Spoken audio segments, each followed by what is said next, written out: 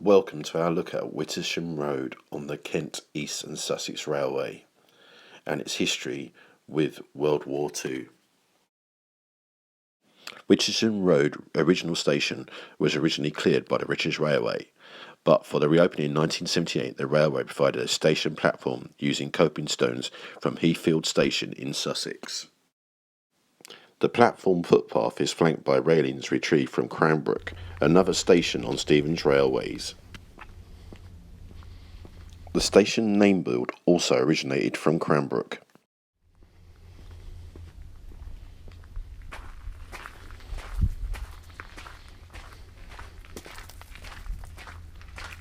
As we walk down towards the signal box, we're flanked by the railings from Cranbrook station.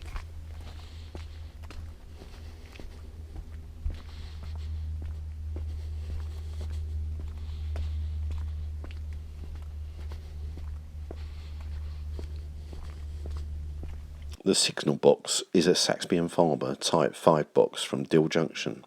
Dover built about 1882 and transported here for the opening of the rebuilt station.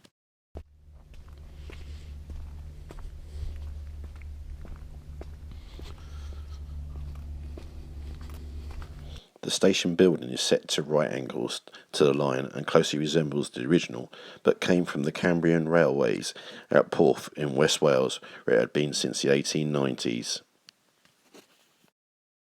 Opposite this building, across the station yard, is where the stock to and coming from the railway is loaded. A short walk across the pathway are relics of the World War II. Behind the picnic site, the small blockhouse was built as an ammunition store for one of the pair of super heavy 9.2 railway mountain guns that were based on the railway from February 1941 to the 8th of August 1944. They had a range of some 20 miles and would have been used to fire on the beaches hedging Romney Marsh in the event of invasion.